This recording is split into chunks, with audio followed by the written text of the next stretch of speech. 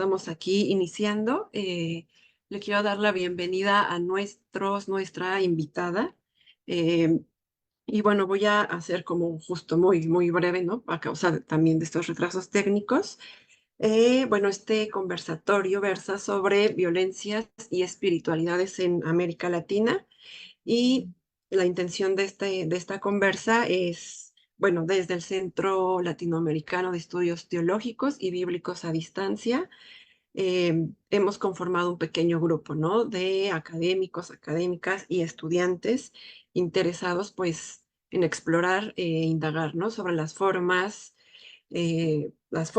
expresiones y los lugares que ocupan las espiritualidades en diversos, ¿no? Experiencias y movimientos que enfrentan y que viven distintas violencias, ¿no? A lo largo que atraviesan nuestro continente.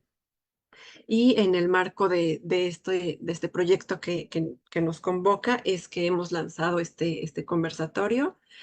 Y bueno, por ahí más o menos va. La dinámica va a ser, bueno, ahorita voy a presentar a nuestros invitados, invitada, y vamos a tener una breve presentación de cada uno de ellos, de ella, y luego abriremos el espacio para una conversación de manera más, como mucho más circular, para poder como comentar las experiencias, los pensares, ¿no? Y sentires de cada uno y cada una de los invitados. Entonces, bueno, nos acompaña Yael Siman. Ella es doctora en ciencia política por la Universidad de Chicago. Es profesora investigadora del Departamento de Ciencias Sociales y Políticas de la Universidad Iberoamericana Ciudad de México.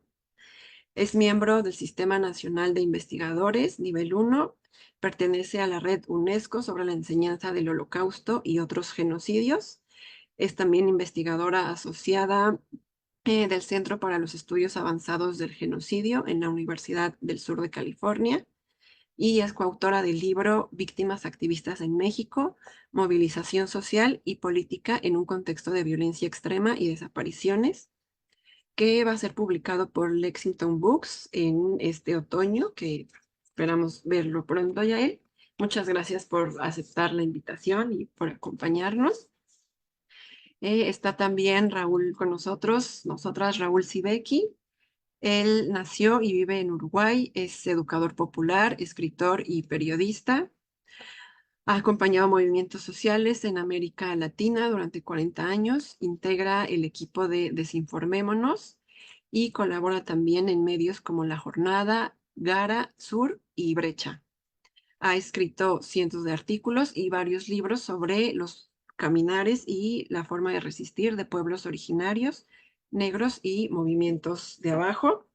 En 2017 recibió el doctor honoris causa por la Universidad Mayor de San Andrés, La Paz, Bolivia, y también en 2001 el premio José Martí de Prensa Latina por su cobertura de los levantamientos populares en Argentina. Su trabajo se orienta en promover la autonomía y el autogobierno de pueblos y movimientos. Muchas gracias, Raúl, por aceptar la invitación y compartirnos de tus experiencias. Y nos acompaña también José Legorreta. Él es sociólogo y teólogo mexicano. Ha sido profesor e investigador sobre temas de eclesiología y sociología de la religión en la Universidad Iberoamericana, la Universidad Intercontinental y en la Universidad Pontificia de México.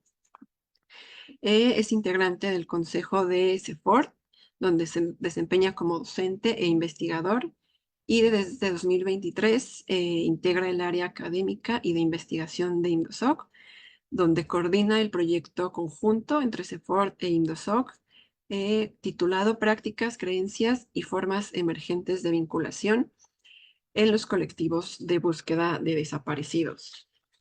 Muchísimas gracias a los tres, a ti también, Yael. Y bueno, para mí es también un honor, un privilegio poder estar aquí y pues escucharnos sus experiencias y lo que nos van a compartir. Entonces, pues sin más, le doy la palabra a Raúl. Adelante, Raúl. Hola, buenas tardes, buenas noches, según donde estén. Gracias por la invitación a estar aquí. Voy a ser muy breve y muy directo porque los tiempos un poco son limitados. Violencias y espiritualidades. Las violencias pienso que están muy claras. Son violencias de la acumulación por desposesión, violencias coloniales y patriarcales que apuntan, como ya se ha dicho muchas veces, al despojo, a liberar territorios, despoblar territorios para convertir los bienes comunes en mercancías. Básicamente es eso. Quienes ejercen hoy la violencia son los ejércitos, las policías, los grupos paraestatales, narcotraficantes, etcétera, machos en armas, y que trabajan conjuntamente, no necesariamente de forma coordinada, pero sí convergente en el desplazamiento de pueblos enteros. Y las víctimas de esta violencia son básicamente pueblos originarios, pueblos negros, campesinos, campesinas, en algunos casos periferias urbanas, la población del color de la tierra de América Latina, ¿verdad? Entonces, para mí el tema de las violencias está muy claro de dónde viene y qué objetivos persigue. Es discutible, por supuesto, pero hay infinidad de trabajos que avalan esta afirmación. Lo novedoso para mí, es el papel de los pueblos y de las espiritualidades de los pueblos como elemento central del enfrentamiento de las resistencias a estas violencias.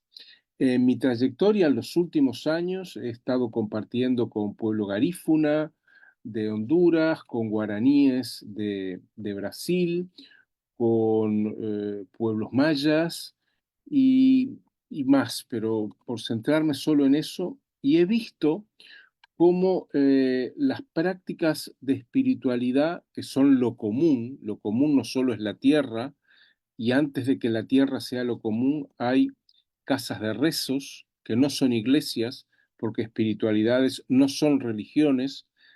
Identifico religión como un entramado jerárquico de poder que ejercita la práctica religiosa, pero las espiritualidades nacen de las cosmogonías y cosmologías y cosmovisiones de los pueblos y se afincan en comunidades, en territorios, y son prácticas en las cuales las mujeres de los pueblos juegan un papel central en espacios colectivos, ¿verdad? En donde los pueblos pasan horas en sus prácticas de cantos, de danzas, de rezos, pero no es el rezo al que estamos acostumbrados en la Iglesia Católica, que es de rodillas ante una esfinge, sino son rezos cantos o cantos rezos, circulares, con música, con fuegos que cuidan las mujeres habitualmente, en prácticas mixtas. Recuerdo en la comunidad guaraní en la que estuve en el estado de Sao Paulo, cerca de la ciudad de Santos, podían ser 4 horas diariamente y los fines de semana amanecían allí, o sea, 8, 10 horas toda la comunidad danzando, cantando y haciendo prácticas de curaciones. En Honduras, entre los garífunas, por ejemplo, antes de una asamblea o de una reunión o de una situación conflictiva importante, la comunidad se junta en la casa de rezos y danzan, bailan durante un buen rato, no tan largo como en el caso anterior que relaté de los guaraníes de Brasil, como para prepararse espiritualmente para una situación que tienen que resolver.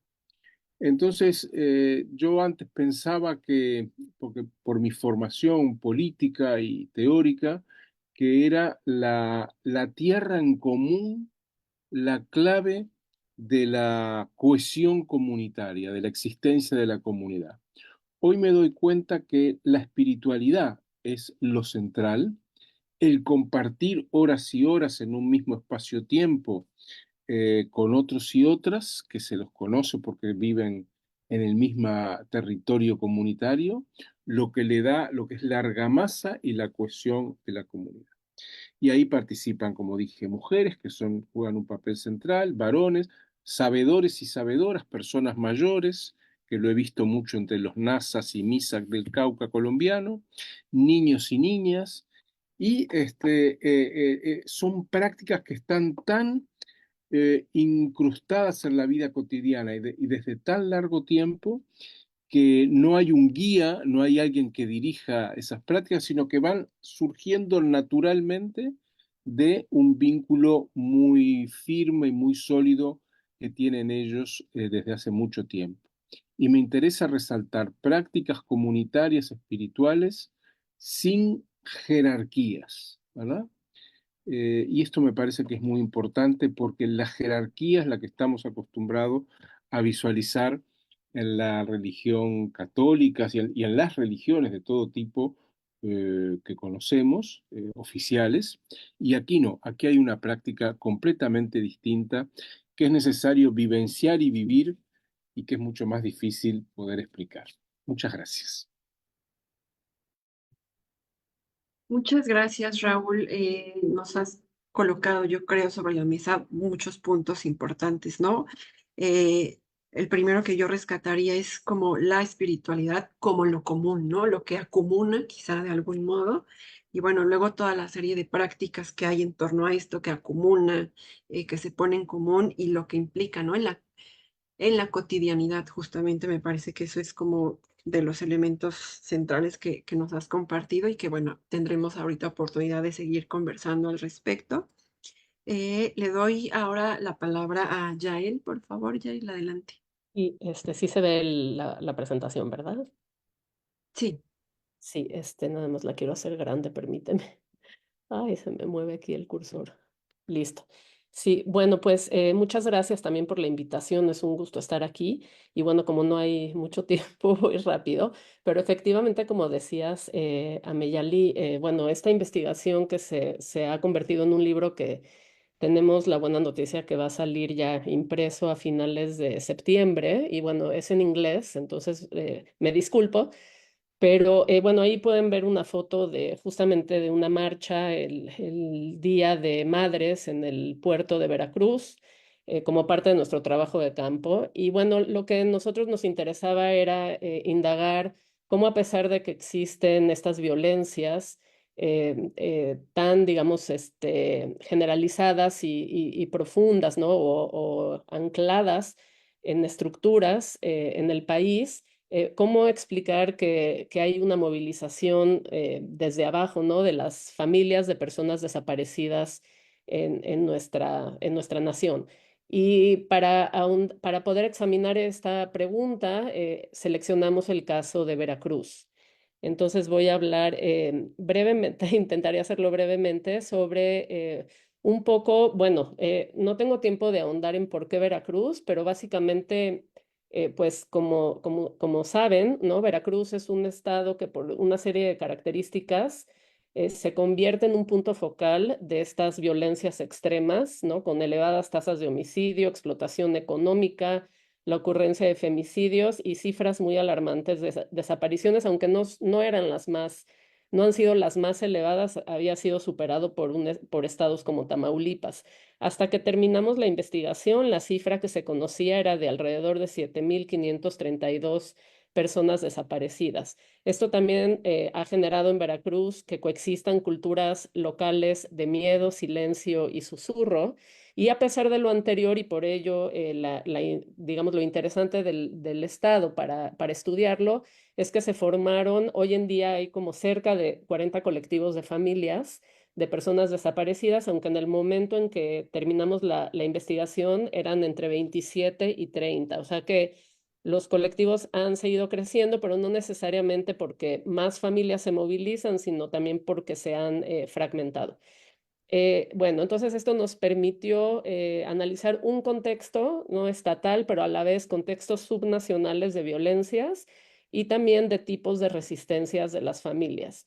Lo voy a tratar, no me da tiempo de ahondar en este marco que también está en inglés, pero quizás nada más enfocarme en esto que estoy señalando aquí con la manita, que es esta agencia que llamamos multifacética o agencia ampliada, que adquieren, digamos, o van desarrollando las familias a partir de actos que son más individuales, más espontáneos, más dispersos, pero no menos resilientes. Y bueno, ya sabemos que en la medida en que se van conociendo estas familias, van formando estos colectivos. Y entonces aquí tenemos, como no me da tiempo de hablar de todo, pero por lo menos situarnos ahí en el desarrollo, la construcción de esta agencia colectiva multifacética, o como les dije, ampliada, a la que referiré también más adelante. Y bueno, aquí nada más para mostrarles unos mapas que elaboramos. Pues por ejemplo, este mapa da cuenta de distintas municipalidades del estado donde hay 4 o 5 organizaciones criminales, ¿no? Activas. Entonces podemos ver que hay presencia de estas organizaciones a lo largo y ancho del estado. Y el que sigue también da cuenta de la presencia de las principales organizaciones criminales en distintas regiones de Veracruz, el cártel del Golfo, los Zetas y el cártel Jalisco Nueva Generación. Estoy hablando de un periodo que data pues casi desde el inicio de la administración de Duarte, pero todavía con Fidel Herrera y hasta nuestros días. Y bueno, aquí diferentes autores han hablado de las áreas grises, ¿no? En las que hay, digamos, la presencia o se ha observado esta colusión entre actores estatales y no estatales, la presencia de estructuras subnacionales autoritarias y lo que llaman regímenes criminales. Y bueno, como dije antes, también observamos en el Estado la creación de estos colectivos y aquí podemos ver que los colectivos existen en diferentes localidades del Estado, pero sus tipos de resistencia no han sido iguales, ¿no? Hay una diversidad muy grande. Bueno, este mapa muestra las fosas clandestinas, las localidades donde se han identificado fosas clandestinas, y el siguiente muestra los sitios en donde los colectivos han podido hacer búsqueda forense. Entonces, si comparamos los dos mapas, vemos que hay muchas más fosas clandestinas de las que las familias han podido, digamos, explorar. Y bueno, donde lo quiero casi dejar para la siguiente ronda es esta idea de agencia colectiva pues multifacética, ampliada, donde las víctimas, las y los familiares pasan de estar más, digamos, en formas de resistencia más privadas o quizás públicas, pero más dispersas, como dije, para empezar a convertirse en algo más colectivo. Y sobre esta agencia ampliada, hay diferentes autores que lo han abordado más desde una perspectiva legal, ¿no? La adquisición de una conciencia legal, la adquisición de conocimiento forense, por ejemplo. Aquí puse dos autores, Janice Gallagher, pero también Jorge Verástegui González, que además de ser escritor, también es activista y busca, ¿no? a su familiar desaparecido. Y aquí es donde emerge esto bueno, el género, por supuesto, porque sabemos en la mayoría de los casos mujeres quienes hacen esta búsqueda, pero emergen estas espiritualidades de las que hablaré más adelante, pero sin duda en plural. Y bueno, pues creo que por ahora lo dejo aquí y puedo explicar más cuando vuelva a ser mi turno. Muchas gracias, Yael. Bueno, yo creo que es como un proyecto que a mí me parece en particular como de gran importancia, ¿no? No solo porque trabajo de algún modo también el tema, sino pues como lo importante de colocar estos temas también y acompañarlos, en este caso, pues desde la universidad, ¿no? Y recupero así de manera muy breve el énfasis, ¿no? Que se ha dado justo en lo legal o en los conocimientos forenses y cómo se ve un poco, digamos, abandonado otras dimensiones como las espiritualidades y como muchas otras, ¿no? Que se ven como de manera constante, incluso en estas reuniones de bordado que nos has a veces compartido, ¿no? Entonces, eh, bueno, ya seguiremos conversando sobre ello. Eh, y bueno, le doy la palabra a José, por favor, adelante. Sí, gracias, Ameyali. Pues yo creo que una constante en lo que se ha venido expresando es que en este ámbito de las violencias múltiples pues, que aquejan a la población violentada y desplazada, está esta dimensión que suele ser pasada por alto, que es la cuestión de las espiritualidades. Ahí a mí me parece muy importante incluso retomar lo que ya Raúl planteaba hace un momento, de que pues la gran mayoría de esta población violentada se expresa y da sentido a sus resistencias y anhelos justamente con una serie de rituales, con una serie de símbolos, de gestos, de manera de interrelacionarse, que vistos, bueno, que además de que les dan vinculación y les dan sentido, por otra parte, no tienen un lugar legal y político en el imaginario socialmente impuesto por la modernidad. Por eso justamente quizá también buena parte de los acercamientos que hay a los grupos violentados y a esta dinámica de pues de las poblaciones del sur global es que el aspecto de las espiritualidades o religiosas en general pasa a segundo plano, porque se ve como algo subjetivo, como algo individual, o sea, es una manera, a mí me parece, como de invisibilizar los sentires, los anhelos y las maneras como resisten estos grupos. Por otra parte, cuando a veces se toma en cuenta la manera como se expresan estas espiritualidades en sentido amplio y no necesariamente confesional, me ha llamado la atención cómo los grupos religiosamente institucionalizados, llamados iglesias, suelen ser quienes subsumen o intentan subsumir o expropiar las vivencias o el monopolio de la vivencia de la trascendencia desde sus instituciones. Hay excepciones, pero normalmente hay una tendencia a presentarse tanto los integrantes de las iglesias como las iglesias mismas, como los profesionales de eso, y que quieren irle a decir a estas poblaciones cómo son los ritos o imponerles un rito. En términos generales, me parece que eso hay que irlo comentando, hay de todo, y aquí habría que hacer un trabajo pues empírico importante. El otro punto que quisiera destacar es que también, por lo menos en la tradición judeocristiana, el tema de las violencias es muy importante. No quisiera dejar pasar el hecho de que pues, las dos grandes tradiciones que entrecruzan Occidente, que es el judaísmo y el cristianismo, a final de cuentas emergen de una experiencia fuerte de violencia. En el caso del judaísmo, pues todo el tema de la esclavitud del pueblo hebreo en Egipto, y en el caso del cristianismo, pues el ajusticiamiento del justo Jesús de Nazaret. En cualquiera de los dos, aquí lo importante es que no queden las violencias, sino que esto despierta e impulsa una movilización con una esperanza.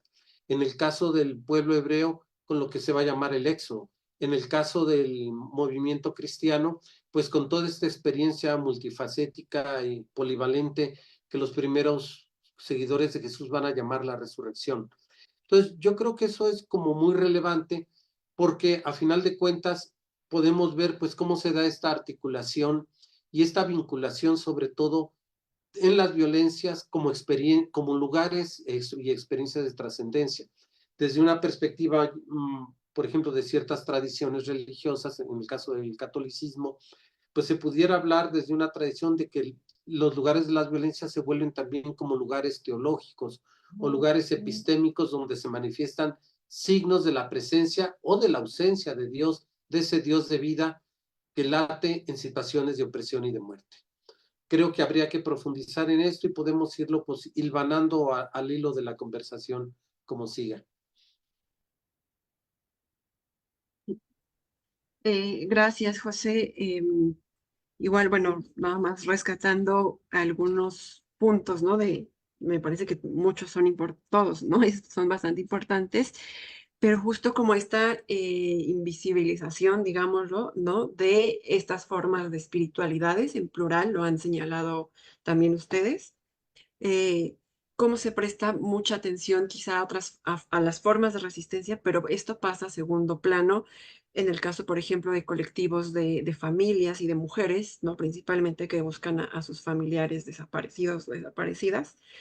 Es un tema que suele como justo pasar a segundo plano y entonces la importancia de colocarlo en el centro y colocarlo, como nos ha compartido Raúl, en el centro de estas formas de resistencia, que es lo que acumula, ¿no? Entonces, bueno, tratando como de recuperar varias de las ideas que nos han compartido, me parece que hay algo que hay como digamos, en común en lo que nos han dicho las tres, es que la espiritualidad o las espiritualidades tienen que ver con lo colectivo, ¿no? Hay una dimensión colectiva versus también una manera que puede ser de algún modo entendida desde una perspectiva justamente moderna, occidental, como que es algo individual que a lo mejor tiende a los rezos, ¿no? Nos decía Raúl, o a algunas otras prácticas bastante individuales. Pero entonces me gustaría como si pudieran, ¿no? Cada uno y una de ustedes, desde lo que nos han compartido, pues como andar un poquito más en esta dimensión como colectiva y de lo común de las espiritualidades. Entonces, ¿les parece si vamos como en esta ronda, digamos ahora al revés, ¿no? Empezamos con José. Sí, gracias, Ami.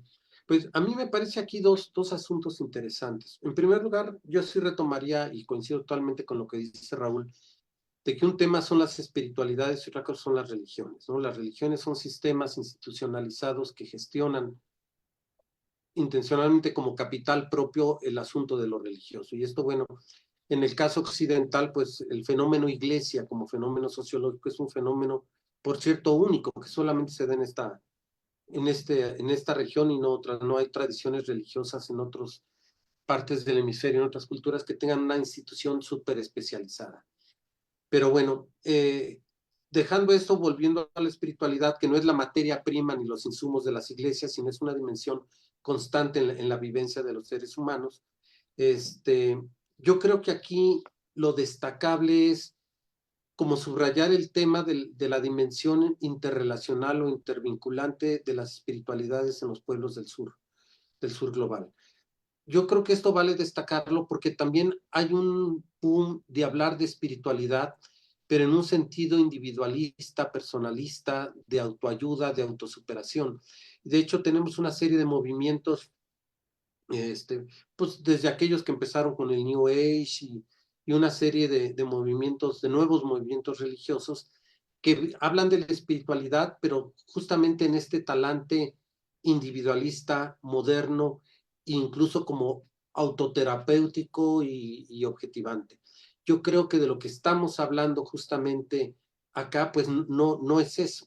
Mientras la otra espiritualidad individualista tiende a cerrar sobre sí mismo a los individuos y a algunos grupos, las espiritualidades de los grupos en resistencias frente a la pluralidad de violencias, me parece que tiende a crear nuevas formas de socialidad y en la medida en que resisten. O sea, no es solamente la resistencia, sino las nuevas formas de socialidad que emergen, se celebran y empiezan a generar tradiciones de vinculación más allá, pues, de la objetividad o del campo jurídico. Y yo creo que esto es un aporte muy importante y una característica de los movimientos en especial también en América Latina. Gracias, José. Quizá como jalando un poquito estas ideas, ¿no? Que es una dimensión constante, interrelacional y que va construyendo nuevas formas de socialidad sobre el andar. Yo creo que es como también muy interesante, importante, pues poder mirarlo, ¿no? Y no solo mirarlo, sino además acompañarlo en experiencias y en ese sentido, ya él te doy la palabra. Sí, bueno, aquí quizás antes de mostrarles unas imágenes, o sea, me han hecho pensar sobre varias cosas. Digo, este relato del éxodo y la salida de Egipto a mí me remiten a prácticas familiares y cómo también llevada, digamos, la tradición a la casa, ¿no? También se adapta, ¿no? Al seno familiar de distintas formas, más allá de una sinagoga o una iglesia, ¿no? Pero volviendo a lo que yo investigué, o sea, yo creo que no estábamos tan conscientes, francamente, y a lo mejor cayendo en esto que ustedes señalan que es un error, ¿no? En la importancia que esto tenía en la lucha, ¿no? Y fue a lo largo del trabajo de campo que fue emergiendo esto en los testimonios, fue emergiendo en las propias prácticas de las familias, los colectivos, a veces no el colectivo completo porque hay gente que no optaba por esa vía, ¿no?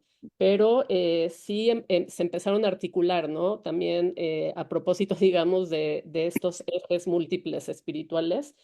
Y en ese sentido creo que si bien no preguntamos mucho sobre esto, porque no era el foco del estudio, pues fue muy interesante observar lo que emergía, ¿no? Entonces, yo quisiera ahora sí compartirles, por ejemplo, algunas imágenes y también mencionar que, pues que no siempre... no se daban necesariamente en los mismos espacios y que a veces sí converge lo individual y lo grupal en un mismo espacio. Ay, perdón, le voy a quitar esto, ya. Entonces, por ejemplo, este es un mensaje que envió una de las integrantes de uno de los colectivos de Veracruz, ¿no? A todo el grupo y que también pues me lo enviaba a mí, entonces de alguna manera uno también se vuelve parte, ¿no? De esta articulación espiritual, independientemente de la religión que uno profese, porque nos encontramos ahí, ¿no? En esta necesidad también de acompañarnos, de entender lo que pasa, de abrigarnos, ¿no? Entonces, bueno, por ejemplo, es un mensaje de WhatsApp donde aquí sí se hace, bueno, ahí sí no voy a entrar a profundizar porque además no es mi campo, pero pues habla, ¿no? De la fe, ¿no? En Dios y bueno, y Jesucristo, ¿no? Jesús, Dios, ¿no? Por el otro lado, si bien ustedes hablaban de que las iglesias no son el único espacio, ¿no? Y que hay muchas otras formas de resistir espiritualmente, pues hay figuras en Veracruz, sacerdotes, ¿no? Algunos de ellos que se han vuelto como figuras muy importantes y que también desde la perspectiva de las familias les han ayudado de manera pues muy significativa en este andar tan doloroso. Y uno de ellos, por ejemplo, fue porque murió por COVID el sacerdote Víctor Manuel Díaz Mendoza, que pues oficiaba en la Catedral del Puerto de Veracruz. Y esta fotografía que yo no la tomé porque es en la fosa clandestina, pero me la compartieron. Y antes de venir a la presentación pedí autorización para utilizar estas imágenes. Em, pues está ahí oficiando la misa cuando terminaron de hacer búsqueda en esta fosa, por ejemplo. Y para las y los integrantes de los colectivos en Veracruz, él siempre figuró como alguien a quien le tenían confianza, quien abrió espacios, ¿no? Lo que empezó como misas espontáneas se convirtió en pues no sé si llamarlo un ritual, ¿no? Porque se volvieron misas mensuales y eso, pues llevó a las familias a sentirse pues que su lucha tenía un cierto reconocimiento y que tenían un espacio seguro donde expresar su dolor. Y esta es otra de las imágenes cuando terminan, ¿no? Como clausuran la búsqueda en Colinas de Santa Fe. Y bueno, aquí pues ya no hay tiempo de analizar el texto, pero también lo que se ha dicho acerca de este padre, ¿no? Que pues fue muy, muy querido por las familias. Pero esta, por ejemplo, que me pareció interesante compartirlas, es de otra, de una de las familias, ¿no? Y específicamente de la mamá buscadora, que el 10 de mayo y el Día de Muertos, ella manda hacer esta cruz y la coloca en la puerta del cementerio particular de Veracruz, ¿no? Entonces, es una práctica individual, sin embargo, en el espacio público. Entonces ahí es donde también se traslapa espacio público-privado, lo individual y lo colectivo. Eh, y, em, y aquí ya para concluir, tengo muchas más, pero para concluir ahorita esta parte de la exposición, también podemos ver cómo en la misma catedral del puerto, ¿no? Convergen lo que sería pues la práctica individual y la práctica colectiva, porque aquí está Tere, quien me autoriza a contar un poquito su historia. Su hermano Oscar desaparece el 7 de enero del 2003 en Boca del Río, Veracruz, ya son más de 10 años. Y esta cruz la instalan dentro de la catedral durante la misa, pero a la vez, y ahora les muestro la siguiente, digamos que la cruz es parte, ¿no?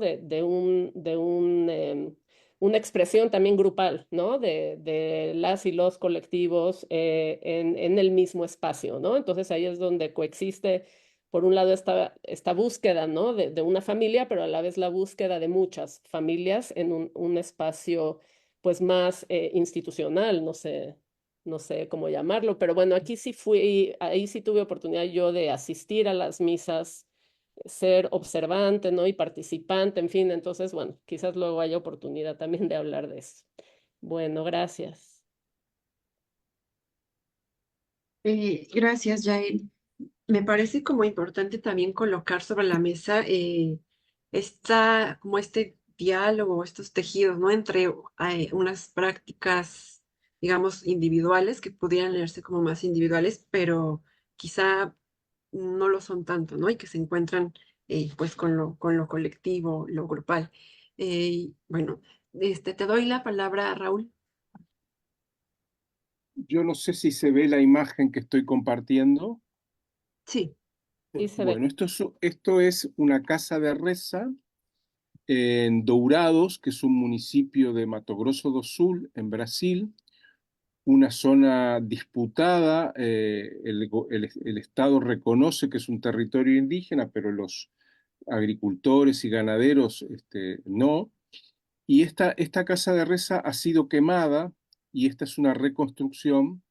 Y lo que quería plantear es que esta construcción que ven ahí, ha sido hecha y es mantenida por la comunidad. O sea, no hay una empresa que la haga, sino que es la comunidad. La construcción, como ven, es muy sencilla, pero muy imponente. Y a su vez, dentro no tiene espacios jerárquicos, es todo igual, es un rectángulo grande, no tiene efigies, no tiene. Hay un lugar donde está el fuego y el resto es todo igual. No hay un centro, a eso me refiero. Y como no hay un centro, tampoco hay quien dirija los rezos. Y esto me parece que ilustra bastante bien el carácter comunitario de la espiritualidad. Estos indígenas son Kaiowá y Abá Guaraní, y es una espiritualidad comunitaria, colectiva, horizontal, en donde no hay sujetos y objetos, donde todos son sujetos. Y me parece que simplemente esta descripción contribuye a reflexionar algunas particularidades y diferencias de la espiritualidad.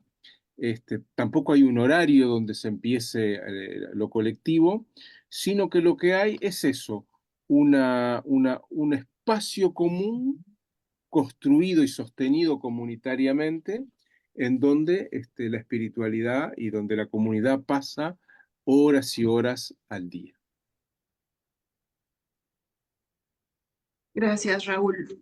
Yo creo que se coloca también sobre la mesa algo bien importante que es como, y que lo ligo, ¿no? Con lo que nos compartía José, como la iglesia, la institución, ¿no? Como estas jerarquías y la misma religión y el dar, ¿no? Los rituales, cuando quizá los mismos, en este caso voy a hablar, ¿no? De lo que conozco, que son los colectivos de búsqueda, pues están creando de algún modo también estos espacios que quizá no es un espacio o un lugar físico, ¿no? Como el que nos compartes, Raúl, pero se van creando lugares y espacios estos, ¿no? De encuentro común entre las familias, entre los colectivos, eh, que quizá, digo, también lo lanzo quizá un poquito como a manera de provocación para seguir como compartiendo, quizá tienen que ver a lo mejor más con los momentos de bordado, con los momentos en los que estas mujeres, ¿no? Porque son en su mayoría mujeres, y las formas en que hacen presentes a sus familiares desaparecidos y desaparecidas.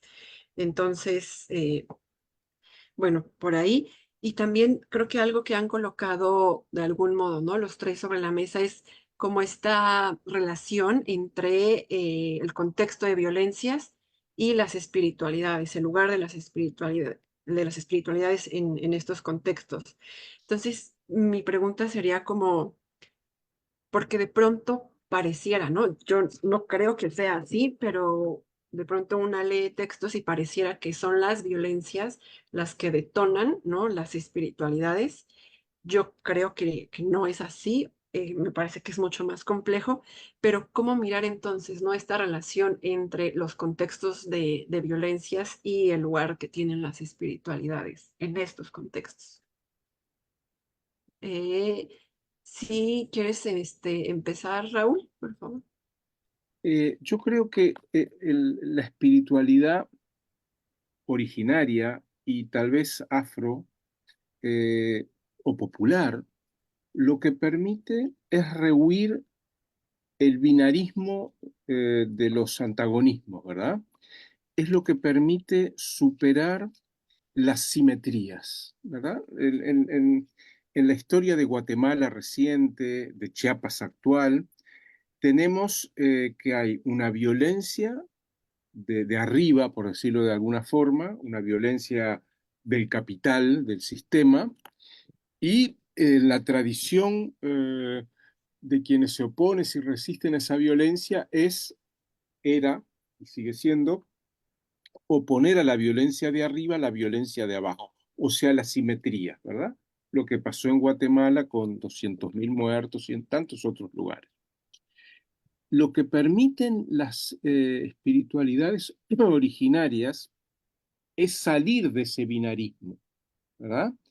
Es deshacer el concepto de guerra y transformarlo en otra cosa. Hoy el EZLN en México es un paradigma en este sentido de que ante la guerra no responde con la guerra, ¿verdad? Y yo creo que esto se debe a la presencia de los pueblos de raíz maya y de las lecciones que se han sacado de experiencias como Guatemala que fueron tan dolorosas. Entonces yo creo que la espiritualidad produce dos hechos fundamentales. Uno, deshacer las simetrías, ¿verdad? Somos pueblos, somos diferentes, por eso peleamos por la autonomía, y entonces no le entramos a la guerra para no convertirnos, eso me lo han dicho Nazas y Misak de Colombia, no respondemos del mismo modo para no convertirnos en lo que no queremos ser, ¿verdad? Dos ejércitos que combaten. Y lo segundo es la fuerza que le da a la construcción o a la creación de vida, ¿verdad? Por eso digo que en esta espiritualidad las mujeres juegan un papel central, cuidadoras, creadoras de vida, protectoras de vida, y los pueblos se ordenan en ese terreno, ¿verdad? En esa lógica, ¿verdad? Cuidar la vida y recrear la vida. Y yo creo que esto no viene de ningún manual de guerra ni de revolución, sino viene de las espiritualidades que, como dije, están asentadas en cosmovisiones muy otras de los pueblos originarios.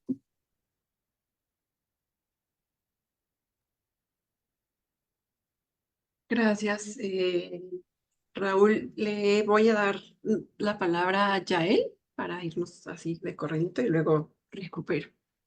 Sí, gracias. Bueno, pues muy corto, la verdad, porque tengo que pensar mucho más estos temas, pero me quedo pensando sobre esto de, pues, construir, digamos, estas resistencias no violentas frente a la violencia.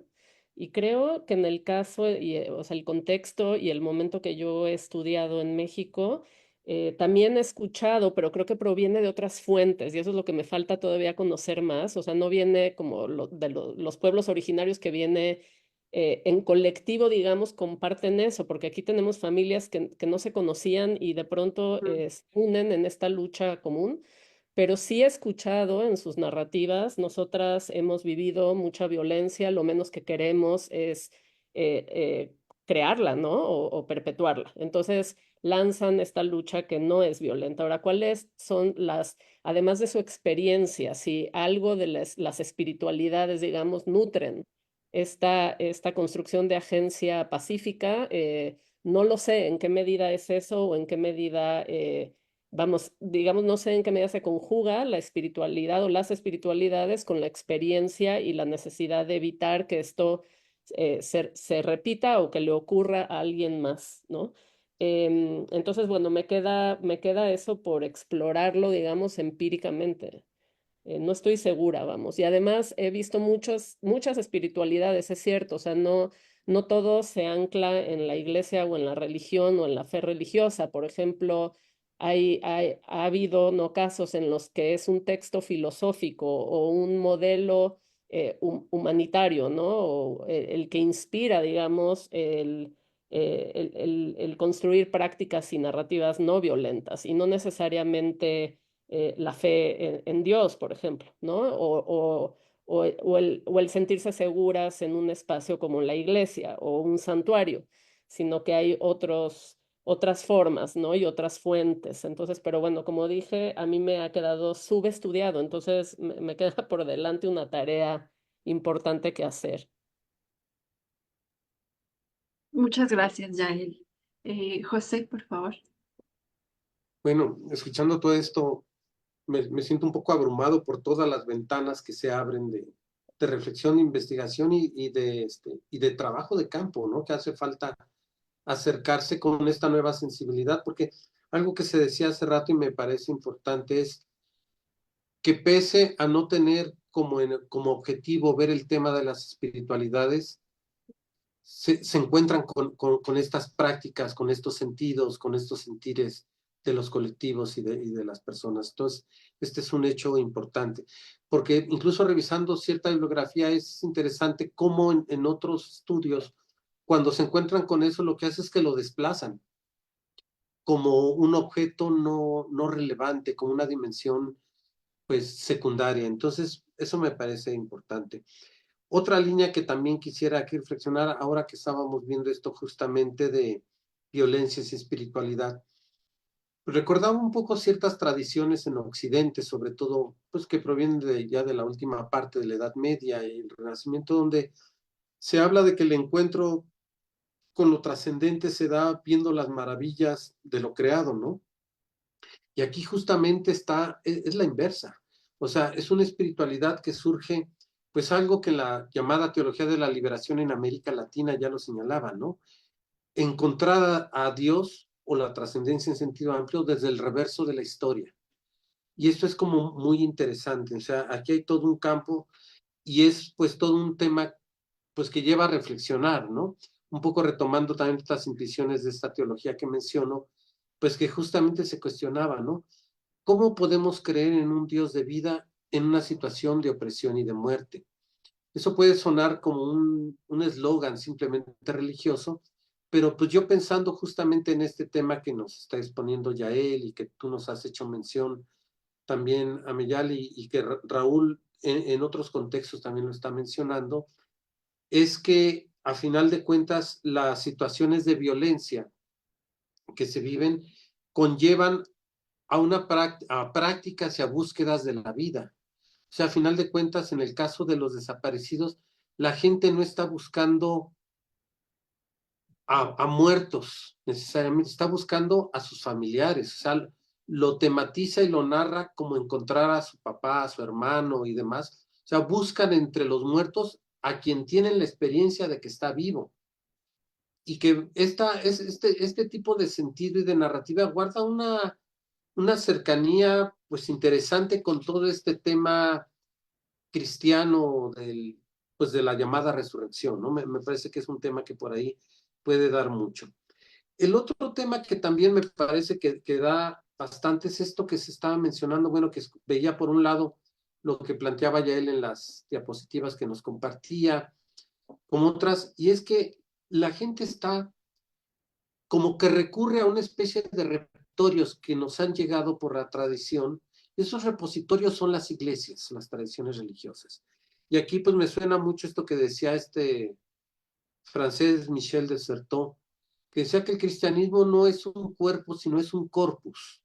Es un corpus que está a disponibilidad de diferentes grupos e individuos para tomarlos y desde ahí vestir, darle cuerpo o modificar su sentido de la vida, sobre todo en comunidades donde han tenido una influencia pues significativa de estas tradiciones, que justamente sí pues guardan una distancia frente a comunidades que no necesariamente lo han vivido de esta manera, un poco como lo que nos relata Raúl, que me parece muy interesante.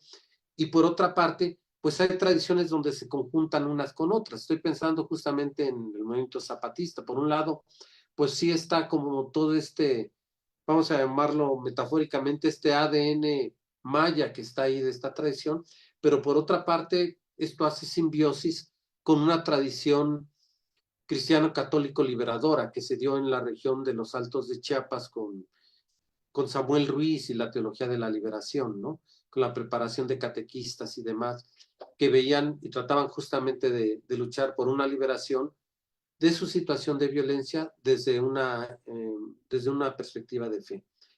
Y finalmente, quisiera hacer algo que está saliendo de manera recurrente, y es el papel que se acentúa el papel de las mujeres en las espiritualidades, en las cosmovisiones de las violencias y de grupos específicos.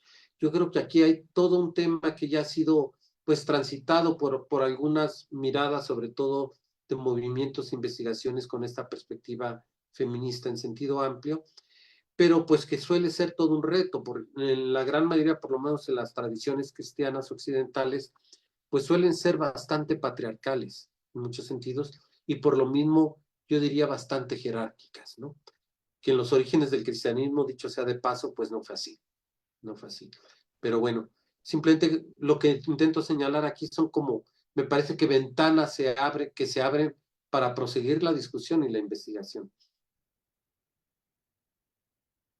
Sí, gracias, José. Justo como retomando, ¿no? El papel de las mujeres, me parece que tiene mucho que ver con lo que ya nos comenta Raúl, ¿no? Que es que la vida se coloca en el centro y que tiene que ver con los cuidados y la continuidad y el mantenimiento de la vida. Y en ese sentido, también como por qué son mujeres, ¿no? Quienes mayormente buscan, que bueno, en su mayoría son madres, pero también son hijas, también son esposas, también son hermanas, que tiene que ver con este cuidado, además cuidado cotidiano de la vida, ¿no? Entonces, yo creo que pues sí, hay ahí también como todo un tema bien importante, ¿no? Eh, y quizá digo también como por los tiempos, los espacios, hay como de algún modo, por ejemplo, Raúl nos está como compartiendo acerca de las espiritualidades o la espiritualidad en pueblos originarios, que tiene que ver como también con un sentido de identidad, ¿no? Pero por otro lado, por ejemplo, ya él nos dice, bueno, aquí son familias que justo no se conocían y se reúnen en torno, pues, a una violencia, ¿no? A un hecho muy doloroso. Y entonces, si las espiritualidades tendrían que ver o cómo se van tejiendo con sentidos y con formas de construir de algún modo, pues, identidades colectivas, ¿no? Creo que también ahí puede ser algo importante. Y si nos quisieran, pues, compartir algo a propósito de esto, Yael, sí, sí, si quieres, si no. Sí, sí, sí, no, muchas gracias. No, muy interesante. Yo lo que estaba pensando, no, tratando de responder también a lo que señalan Raúl y José, para no nada más hablar de lo mío, ¿no? Pero, y tú, Ameyali, por supuesto. O sea, estaba tratando de pensar, creo que el hecho de que sí, efectivamente las familias, o sea, no se conocen, pero no solo es que no se conozcan, sino que vienen con repertorios, si utilizamos esa categoría, de espiritualidades muy diversos, ¿no? Y de repente convergen en este espacio de lucha y empiezan a compartir esos repertorios, ¿no? Que cada quien trae. Entonces, yo algo que encontré, pero les leo, bueno, les muestro un testimonio, un fragmentito de testimonio, por ejemplo, que se señala, ¿no? Como, pues, una de las mujeres en lucha, ¿no? Quisiera, digamos, pues, incentivar a otras mujeres en lucha, ¿no? A la fe, ¿no? Pero hay resistencia.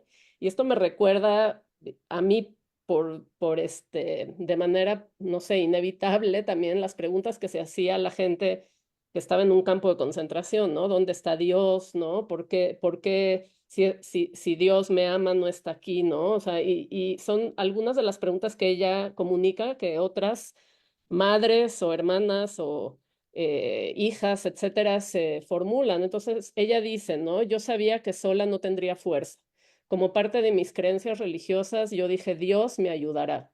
Pero a ello agrega la testimoniante que hay casos en los que la congregación busca dar apoyo moral a las familias, sin embargo, estas se rehúsan porque tienen un profundo dolor y se preguntan, ¿por qué Dios lo permitió? ¿Por qué me sucede a mí? Pero llega el momento, dice Rosario, cuando necesitas aceptar esa ayuda.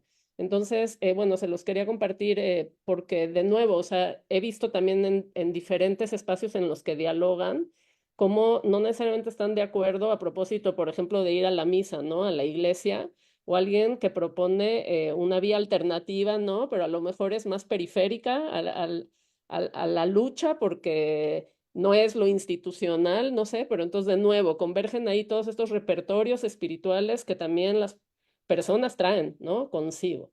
Entonces, no sé si crean una identidad colectiva, Ameyalia, tú preguntabas eso, pero sin duda se crean espacios para intercambiar, dialogar, en fin.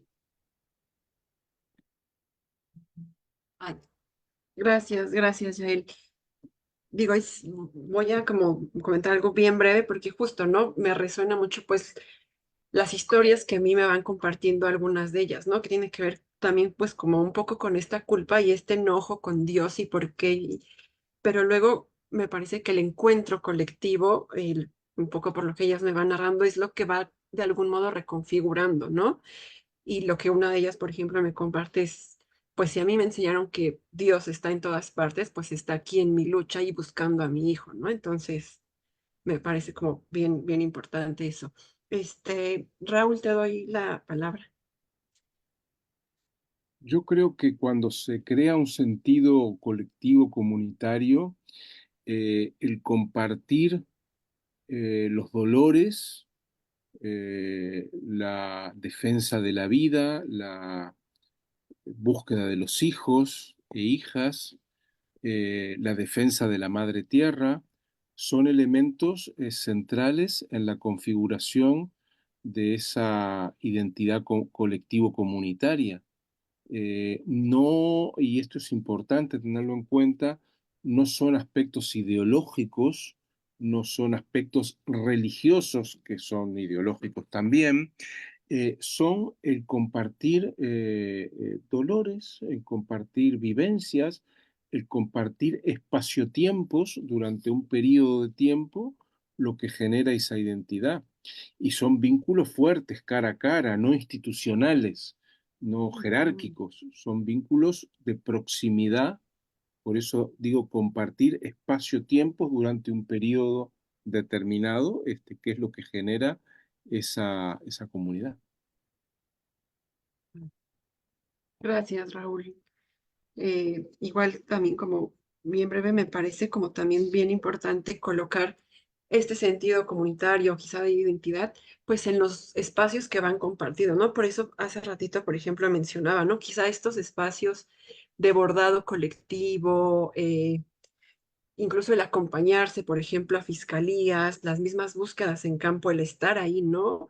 Un poco, pues sí, ¿no? Más bien compartiendo la esperanza de encontrar vida, ¿no? A quien está además vivo, ¿no? Nos decía José, pues va, cómo va creando esto, ¿no? Y vínculos que incluso trascienden, ¿no?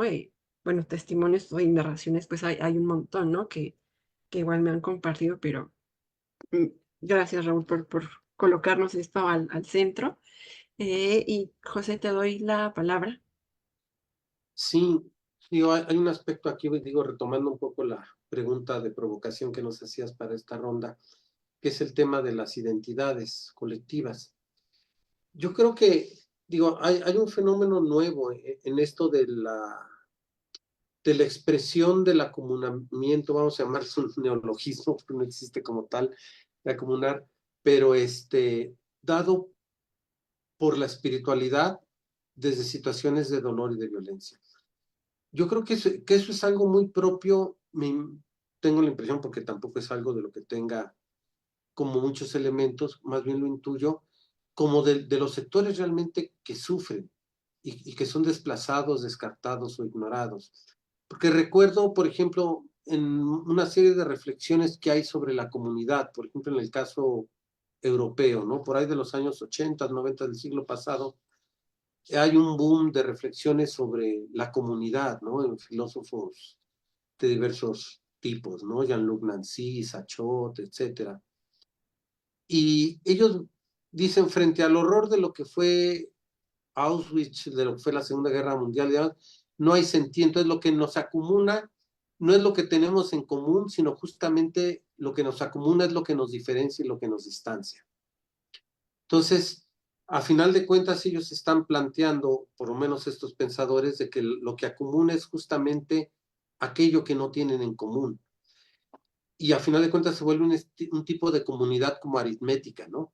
De 1 más 1 más 1. Lo que estamos asistiendo aquí con estas experiencias en el sur es que se trata de experiencias donde el dolor y lo que les atraviesa desde los sentidos que van encontrando en sus referencias religiosas o no, están construyendo nuevas identidades, que no necesariamente son identidades pues en el sentido tradicional, que fueran fijas, homogéneas, etcétera, sino implican multipertenencia, precariedad, son comunidades de alguna manera, como llamaba alguien, efímeras, y son identidades siempre movibles, pero a final de cuentas, lo que, como que el adhesivo que les da sentido prácticas y genera las nuevas simbolizaciones y los lugares que los acumula, tiene que ver con esto que llamamos la espiritualidad.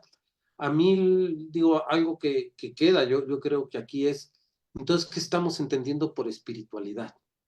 Yo creo que es un poco como la gran pregunta que pudiera quedar a mucha gente que nos puede estar escuchando y a nosotros mismos.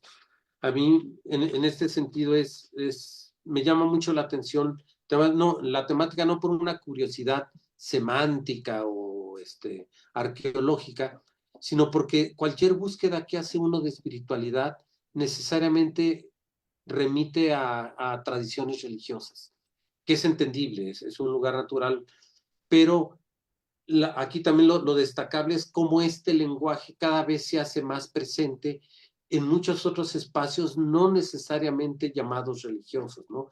En relatos académicos, en activismos, en experiencias de liberación o de resistencia. Eso está saliendo. Y cuando uno lo busca tematizable, ¿qué están entendiendo por espiritualidad? Es difícil quedarse con algo. Yo creo que es algo que puede estar flotando ahora en el ambiente entre nosotros y quienes nos están escuchando. Al final de cuentas, ¿qué estamos entendiendo por espiritualidad? Creo que es todo un tema a discutir. Claro. Gracias, José. Mm, Me parece que justo no hay, puede haber como incluso maneras diversas y miradas distintas en torno a cómo o qué estamos entendiendo por espiritualidad o por espiritualidades, pero me parece que de algún modo hay, digo, a reserva de que podamos comentar cada uno o cómo lo estamos entendiendo, o qué estamos entendiendo, me parece que durante la conversación han salido algunos elementos como que parecen tejerse, ¿no? Y ser parte o hacer parte de las espiritualidades, que bueno, tienen que ver con las experiencias de dolor, con el sentido colectivo, con el compartir la vida y con esa creación de vínculos o construcción, ¿no? Y el tejido de vínculos en diversos espacios y momentos que se van compartiendo, ¿no?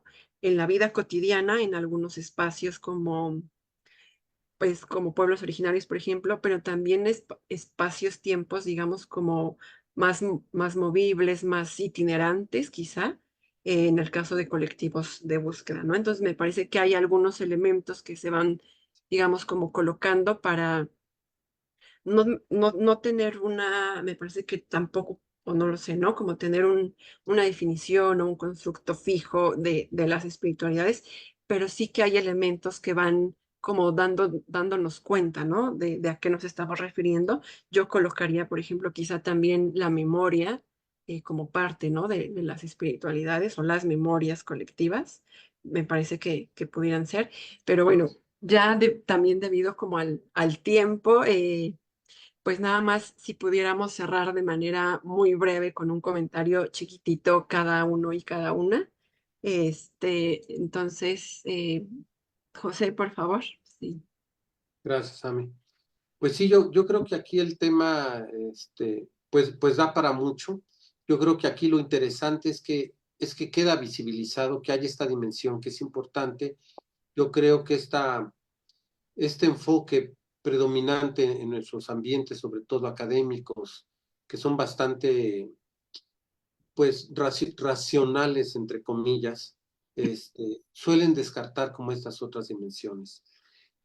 Por otra parte, yo sí quisiera retomar un poco, pues, esto que mencionas de la memoria, porque quisiera vincularlo un poco con lo que mencionaba al inicio de las dos grandes tradiciones, pues, que se entrecruzan en Occidente, que es la tradición judio-cristiana. Yo creo que las dos, lo que a final de cuentas van entretejiendo desde la fe que se comparte, es esta memoria, en el caso del pueblo de Israel, de haber sido esclavo en Egipto y haber sido liberado, como dice algún texto del Antiguo Testamento, con brazo fuerte y extendido. Y en el caso del cristianismo, que aquel que fue ajusticiado injustamente, Dios lo resucitó de entre los muertos. O sea, y esto se vuelve como una memoria que hay que repetir. A final de cuentas, este ritual cristiano de la misa, que se llama, a final de cuentas es una acción de rememoración, que es más allá que simplemente de hacer un recuerdo. Yo creo que el tema de la memoria es súper importante y normalmente ha sido relegado como un asunto de imaginación. Y yo creo que la memoria supone vivenciar, supone otro tipo de temporalidades y supone otro tipo de experiencias y sentidos que dan piso de alguna manera y dan una esperanza en situaciones de violencia. Gracias, José. Raúl, por favor. Sí, yo creo que tenemos que tomar muy en serio la espiritualidad de los pueblos, que no es solo lo que sucede en la casa de rezos, están los tapices, están las comidas, en los modos de cocinar y en los modos de comer, porque creo, y con esto termino, que la espiritualidad, y me despido, es una fuerza motriz clave en la protección y en la reconstrucción de la vida, en el sostener la vida sobre el planeta. Sin espiritualidad no podemos aspirar a que siga habiendo vida en medio de este desastre de guerras que existen y que se están intensificando todos los días. Buenas noches y gracias. Muchas gracias, Raúl. Yael, Pues bueno, yo diría dos cosas. Una, sin afán de definir espiritualidad, porque no me atrevo a hacerlo, pero sí estaba pensando que entiendo yo, ¿no? Tanto desde la investigación como desde mi experiencia personal, pues no sé, yo creo que es justamente una experiencia profunda, ¿no? Introspectiva, que puede ser individual, puede ser colectiva, puede ser vertical, puede ser horizontal y que orienta, y justamente yo también pensé en la palabra vida, porque orienta tu vida, no mi vida, pero la vida, ¿no? De las y los demás, no solo mi vida. Y en ese sentido, pues a mí lo que me queda pendiente, digamos, es regresar a toda la colección de testimonios que recogí, regresar a las notas de campo y ver de manera mucho más fina, ¿no? ¿Qué es lo que emerge ahí? Porque sin duda, como decías, José, de manera, digamos, sin hurgar en eso, emerge de múltiples formas. Entonces yo creo que sí hay que recuperar todo eso y bueno, quizás escribir algún artículo en el que el foco sea ese. Y bueno, y la conexión entre espiritualidad y esperanza también me parece pues tremendamente importante. Y muchas gracias, sí, muy, muy importante este tema. muchas gracias, Yael. Pues yo les agradezco muchísimo a los tres, a las tres, por su espacio, por compartirnos sus experiencias, los sentires, los pensares, y también por la paciencia con las fallas técnicas que tuvimos al inicio. Y bueno, yo solo también como cerrar con que, o sea, de algún modo me parece que pareciera que estamos hablando de las espiritualidades de estos grupos, de estos colectivos a quienes acompañamos o con quienes también compartimos, ¿no? Pero justo como también estamos compartiendo y siendo parte, pues, de muchas de estas prácticas, como sí colocar que también es las espiritualidades o la espiritualidad nos está atravesando y, claro, de algún modo digo, por eso también estamos, creo yo, ¿no? Acompañando a estos colectivos, a estas experiencias. Y bueno, con eso cierro y nuevamente les agradezco muchísimo. Esperamos, ¿no? Desde Fort que no sea el último encuentro, que pues sigamos como conversando de diversas maneras y en diversos espacios eh, sobre el tema y pues sobre temáticas, ¿no? Que siguen convergiendo con este. Muchas gracias. Muchas gracias. Muchas gracias. Que descansen y gracias a Sefor.